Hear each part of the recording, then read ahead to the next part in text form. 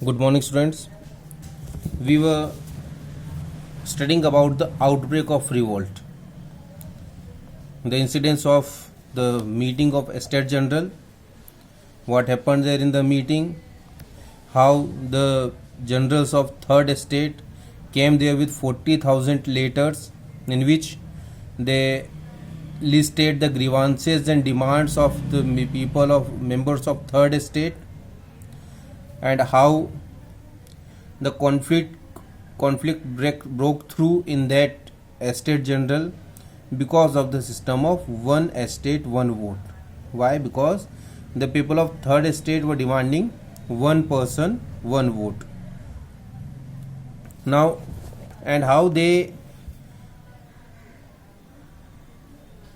member of Third Estate, they gathered in the Versailles on 20th June, and they took an oath that they will not disperse from there till they draft a new constitution for France on the basis of equality. And what they declared themselves as the People's Assembly. They declared themselves as National Assembly. And it was not like that only the member of Third Estate were engaged there.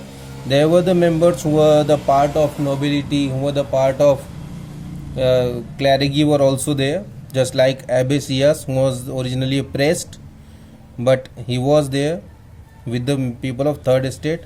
He also wrote a book, a pamphlet, which is named What is Third Estate? While all these things were happening and the National Assembly was busy at Versailles drafting the constitution, the rest of France seated with turmoil. It means the situation in France were going very worst. Why? Because of the severe winter. Because of severe winter, there was a very bad harvest, and the price of bread rose, and due to the increase in prices, often bakers exploited the situation and hoard supplies. It means they disturbed the supplies, they were making stocks. After spending hours in long queue at the bakery, crowds of angry women stormed into the shops. At the same time, the king ordered troops to move into Paris. So all these things were going simultaneously. They have the bad harvest. With that, the prices were increasing. At the same time, shopkeepers started hoarding the supplies. The people, especially the women, they were very angry because why? Because they need to stand in queues for long hours. And at the same time, the king ordered troops to move into Paris. And this is because the incidents of 14 July took place that we studied in the start of this chapter. Now, as all these things were happening in Paris and the Bastille was destroyed, what was the condition in countryside? In the countryside, rumors spread from village to village that the lords of manor had hired bands of bringers who were on their way to destroy the ripe crops. It means that the rumors were there that the king has given order to the brigades that they should go to countryside and they should destroy the ripe crops. Caught in a frenzy of fear, peasants in several districts seized horses and pitchforks and attacked chattaks. They looted, hoarded grains, and burned down documents containing records of manorial dues. They looted the hoarded of grains, the stock of grains, and what they burned the documents which containing the record of the tax collections. The large number of nobles fled from their homes. Many of them migrated into neighboring countries. And because of all these riots that were happening there in the countryside, many of nobles had to leave their homes and they migrate to neighboring countries. And because of all these what were happening there, Louis XVI finally accorded recognition to the National Assembly and accepted the principle of his power would from now to be checked by a constitution. Because of all these what was happening in Paris and in countryside, there was a severe pressure on Louis XVI because he had the empty treasure. Then he was facing problems in Paris, he was facing problems in countryside, so he was under severe pressure and he has to recognize the National Assembly. And as he recognized National Assembly, he need to accept that there will be a constitution which check the powers of king. On the night of 4th August 1789, the Assembly passed a decree abolishing the feudal system of obligation and taxes. On 4th August 1789, the Assembly passed a decree by which they abolished the feudal system, they abolished the hierarchical system and obligation and taxes. Members of clergy too were forced to give up their privileges. Tithes were abolished and the land owned by the churches were confiscated. What they done with this constitution? That the clergy, members of clergy has to forced to give up their privileges. Now the member of clergy were also not having any kind of privileges. The tax which are collected by the churches was abolished, and the land which were owned by the churches that were distributed among everyone. They were seized by the government and distributed among everyone. As a result, the government acquired assets worth of at least 2 billion livres. And as they seized the land to distribute it among the people, how much land was there? It was about the worth of rupees 2 billion, or in their currency it was 2 billion livres. As France abolished monarchy, they adopted a new system in which they have the constitution with monarchy, and the system is called constitutional monarchy. So France becomes a constitutional monarchy. In this type of system, just we need to understand how this system works. There are the three pillars: the judiciary, the executives and the legislature. All these three works differently. Now how it started? It starts from the citizen. The citizen were divided into two parts. There were some active citizens and there were some passive citizens. What about the passive citizens? They have no voting rights. And who are the passive citizens? Women, children and youth below 25. It means all the youth below 25 years of age, children and women, they were called the passive citizens and they were not allowed to vote. There were active citizens who were entitled to vote. In France, there were about 3 million passive citizens and 4 million active citizens. Now, the active citizens has the power to vote. To whom they vote? They vote twice, once for judiciary and once for the legislature. Among these 4 million people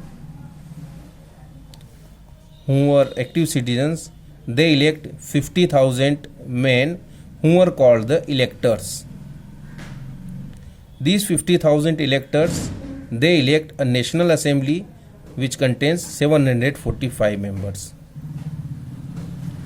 Now, this National Assembly, they control the king and the ministers, and king has a veto power on the policies, on the proposal passed by the National Assembly. So here everyone is controlling each other. Now we understand it in detail. The National Assembly completed the draft of constitution in 1791. Its main object was to limit the powers of monarch. What was the main objective of National Assembly? It was the controlling the power of monarch, or limiting the power of monarch, and the power should not remain in the hands of one person. Now, or we can say the power which till now was in the hands of one person, now it should be distributed in the hands of many people, or in the three different institutions: legislature, executive and judiciary.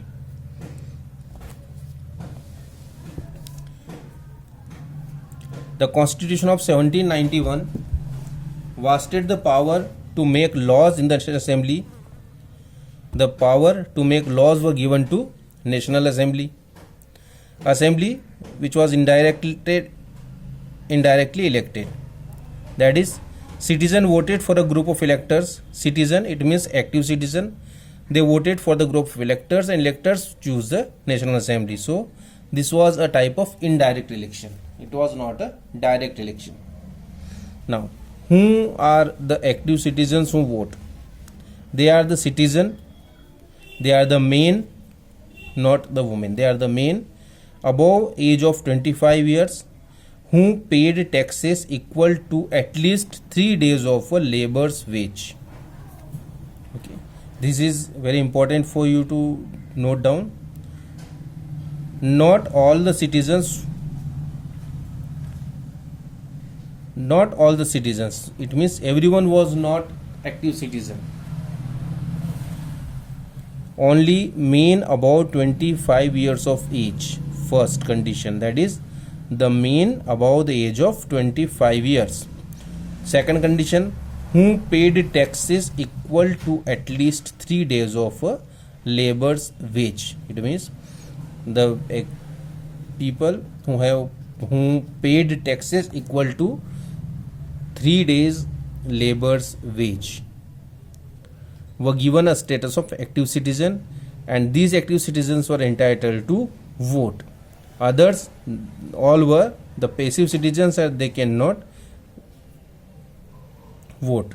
It means to qualify as an elector and then as member of assembly, a man had to belong to the highest bracket of taxpayers.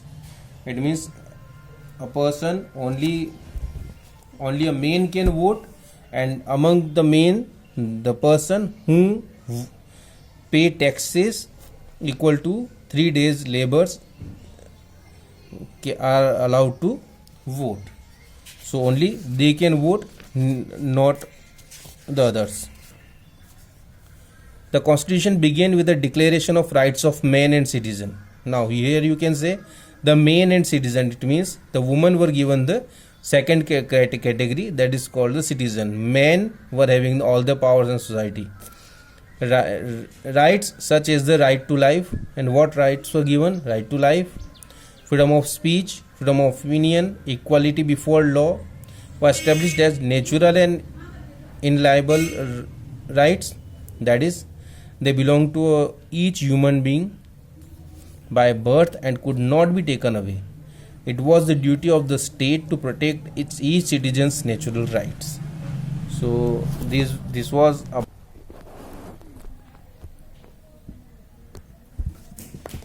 they started